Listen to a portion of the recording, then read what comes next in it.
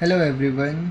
So previous video में हमने देखा था कि अकाउंटिंग ट्रांजैक्शन को इंटरप्रिटेट कैसे करते हैं, और आज हम देखेंगे जर्नल एंट्री का फॉर्मेट और जर्नल एंट्रीज करते कैसे। तो ये एक इलस्ट्रेशन है टी एस ग्रेवाल का, एंड इसी के थ्रू मैं आपको जर्नल एंट्रीज फ्रेम करना भी बताऊंगा और फॉर्मेट क्या होता है जर्नल एंट्रीज़ का वो भी बताऊंगा। तो जर्नल एंट्री का फॉर्मेट कुछ ऐसा होता है कि मिडल ऑफ द पेज में लिखते हैं हम जर्नल एंट्री, उसके नीचे हम लिखते हैं इन दी बुक्स ऑफ डैश। अभी मैंने यहाँ पे डैश इसलिए लिखा है क्योंकि क्वेश्चन में हमें जिसकी बुक्स में जर्नल एंट्री करनी होगी ना उसका नाम आता है यहाँ पर। तो in the books of, for example X Y है तो in the books of X Y. अब फॉर्मेट क्या होता है जर्नल एंट्री का? जर्नल एंट्री का फॉर्मेट होता है, फर्स्ट कॉलम होता है डेट का, जिसमें हमें ट्रांजेक्शन की डेट लिखनी होती है। सेकेंड पर्टिकुलर्स का, पर्टिकुलर्स में हमें जर्नल एंट्रीज करनी होती है, कैसे करनी होती है वो मैं बताता हूँ अभी। थर्ड कॉलम होता है लेजर फोलियो का, उसे एल एफ ही लिखते हैं, मतलब पूरा लेजर फोलियो नहीं लिखते, एल एफ लिखेंगे तो भी चलेगा। और ये कॉलम हमेशा खाली ही रहेगा। इसका क्या रेलिवेंस होता है वो भी मैं आगे बताऊंगा। डेबिट वाले कॉलम में डेबिट के आइटम्स और क्रेडिट वाले कॉलम में क्रेडिट के आइटम्स। तो ये आपका एक बेसिक सा बहुत इजी सा फॉर्मेट होता है जर्नल एंट्री का। अब जर्नल एंट्री करना कैसे हो, तो मैंने प्रीवियस वीडियो में आपको 3 स्टेप बताए थे जर्नल एंट्री करने के। सबसे पहला, ट्रांजैक्शन में कितने अकाउंट्स इन्वॉल्व है पहला वो आइडेंटिफाई करो। दूसरा, उस अकाउंट का नेचर आइडेंटिफाई करो। नेचर यानी कि वो कैपिटल है, एक्सपेंस है, रेवेन्यू है, लाइबिलिटी है या एसेट है। उसके बाद थर्ड स्टेप, उसमें रूल के हिसाब से उसको डेबिट और क्रेडिट करो। सो अगर आप इसमें फर्स्ट ट्रांजैक्शन देखोगे, ये है 2025 में अप्रैल 1, तो मैंने फॉर्मेट में जाके 2025 अप्रैल 1 लिख दिया। उसके बाद फर्स्ट ट्रांजैक्शन है Nitin started business with cash.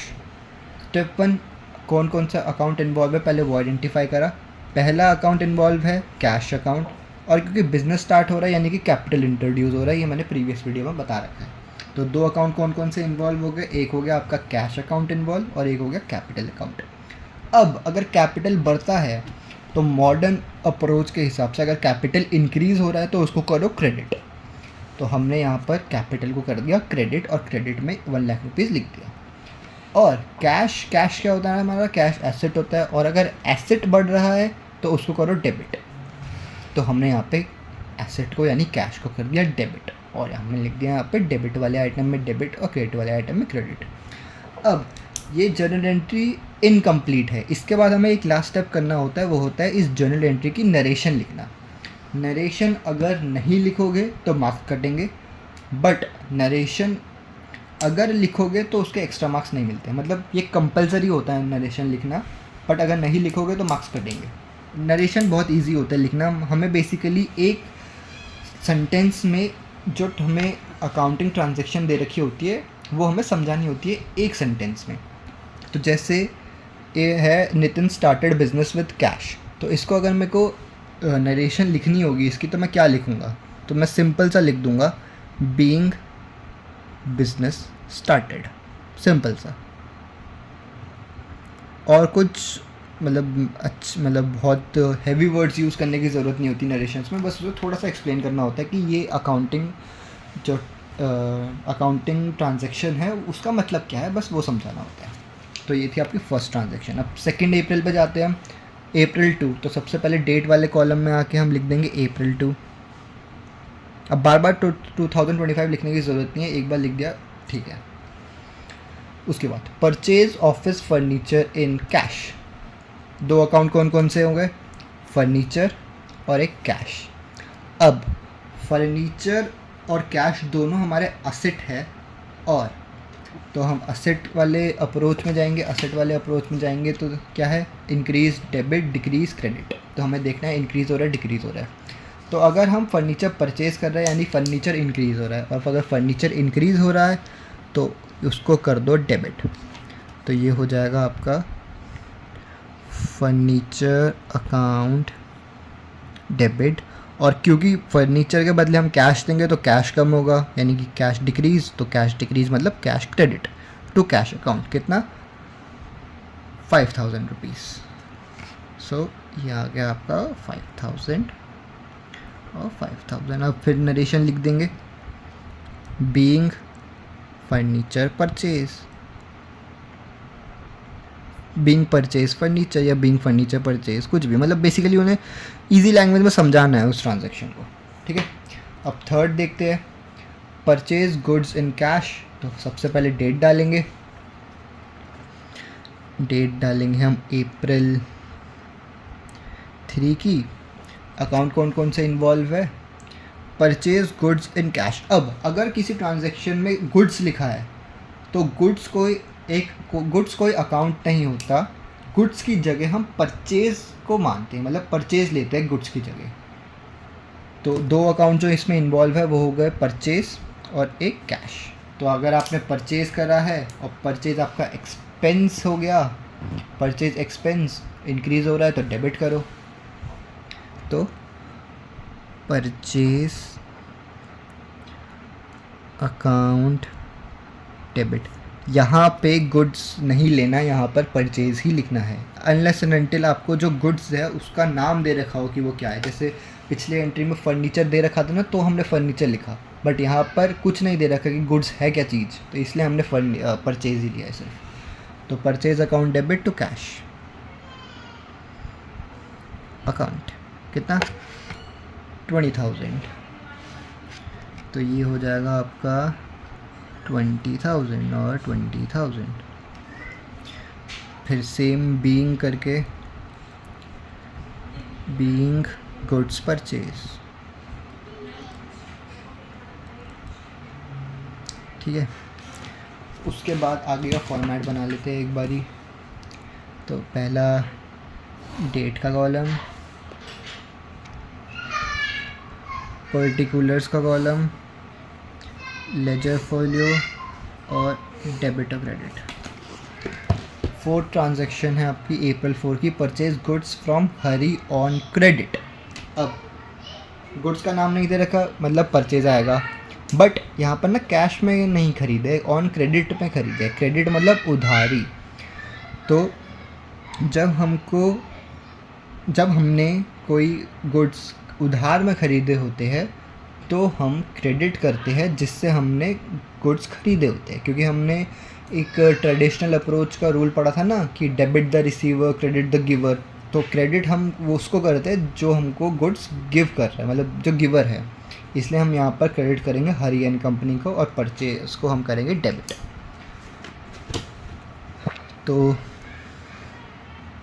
April 4 purchase account debit to Hari and company account, ठीक है।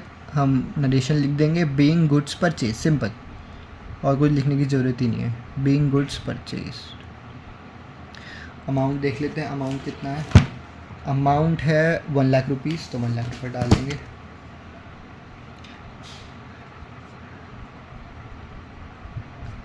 ठीक है, अप्रैल 5।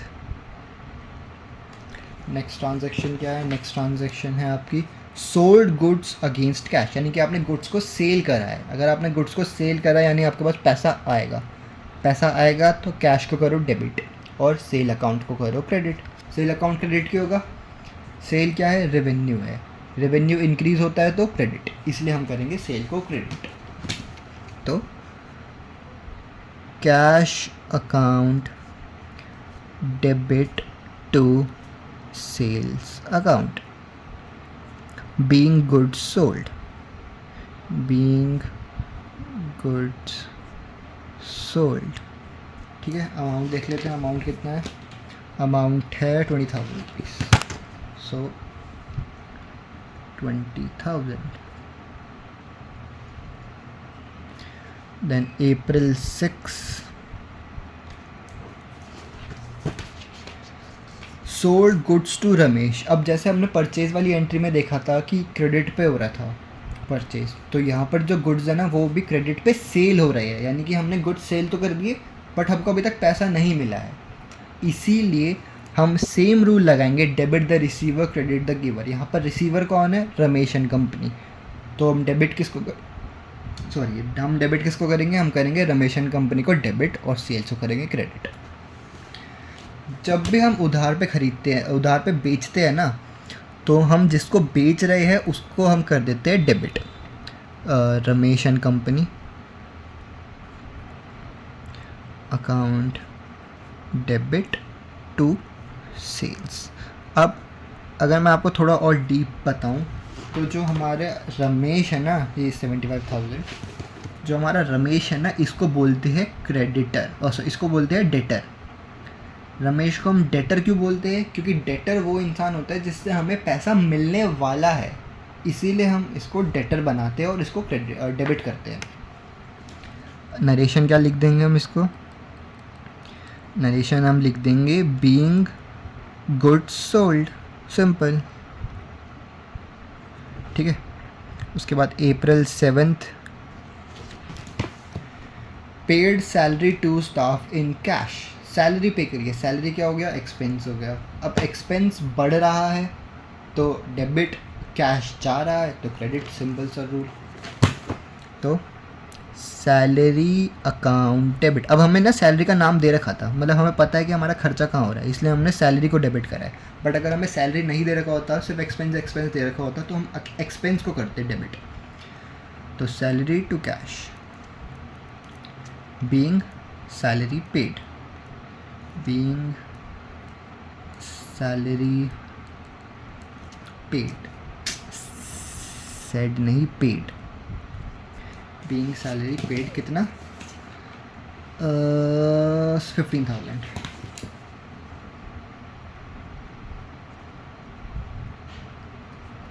उसके बाद April 8th, paid electricity bill, same expense है तो सेम एंट्री की, एक्सपेंस को कर दो debit, electricity expense account debit, electricity expense account debit to cash account. Narration being electricity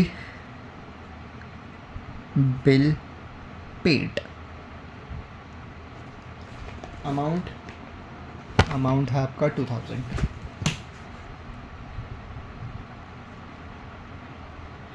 second last entry है आपकी April 9th की, जो कि है paid telephone bill. Same entry है सारी एक्सपेंसेस की, तो सेम एक्सपेंस को आपको डेबिट करना होता है और कैश को क्रेडिट करना होता है, क्योंकि आप एक्सपेंस पे कर रहे हो तो आपका कैश भी तो कम हो रहा होगा, इसलिए हम कैश को क्रेडिट करते हैं। तो telephone bill account debit to cash account, being telephone bill paid, being telephone bill paid. Amount देख लेते हैं, इसका अमाउंट कितना है? अमाउंट है इसका 500 रुपीज़, तो 500 डेबिट और 500 आपका होगा credit. Last entry April 10th की, purchase stationery in cash. Stationery आपने परचेज करा कैश में। अब देखो यहाँ पर हमें दे रखा है गुड्स का नाम, इसलिए हम यहाँ पे उसी का नाम लिखेंगे। बट अगर हमें यहाँ पर नहीं दे रखा होता स्टेशनरी, तो हम परचेज को डेबिट करते हैं। बट यहाँ पर हम स्टेशनरी को डेबिट करेंगे क्योंकि हमें दे रखा है उसका नाम। तो stationery to cash, stationery account debit to cash account. कितना था? 200 था शायद, तो 200 और एंड में हम नरेशन लिख देंगे बीइंग स्टेशनरी परचेज्ड, ठीक है। एक बार रीचेक कर लेते हैं। अमाउंट 250 है, तो एक काम करो यहाँ पर ही 200 कर लो। 200 आपको समझाने के लिए कर रहा हूँ बस मैं, बाकी आप देख देख के कर लेना अमाउंट। तो ये हो गया आपका पूरा का पूरा इलस्ट्रेशन। तो इस फॉर्मेट को हम कर देते हैं क्लोज। देखो हमने लेजर फोलियो में ना कुछ नहीं लिखा। अब लेजर फोलियो को काम कब आता है ये मैं आपको तब बताऊंगा जब हम लेजर्स सीखेंगे, लेजर्स बनाना, तब आपको समझ आएगा कि लेजर फोलियो होता क्या है। बट जनरल एंट्रीज के टाइम पे लेजर फोलियो वाले कॉलम में कुछ नहीं लिखते। और ये हो गया हमारा क्वेश्चन कंप्लीट, बस। तो बेसिकली हमने क्या करा, हमने वही करा, हमने पहले आइडेंटिफाई करा कि कितने अकाउंट्स इन्वॉल्व है एक ट्रांजैक्शन में, हमने उनका नेचर देखा, उसके बाद हमने उस पर रूल्स लगाए और हमने इस फॉर्मेट के हिसाब से उसे डाल दिया। जैसे डेट डाला, एंट्री करी, नरेशन लिखा और डेबिट और क्रेडिट कर दिया। So that's it for today. Next video हम थोड़ी और जर्नल एंट्रीज फ्रेम करना सीखेंगे। ये तो बेसिक थी, अब थोड़ा नेक्स्ट लेवल की जर्नल एंट्रीज फ्रेम कैसे करेंगे वो सीखेंगे, जिसमें अलग अलग अकाउंट्स इन्वॉल्व होंगे। I hope you like it. I will see you in next video. तब तक के लिए bye bye. It's your buddy signing off. Bye bye.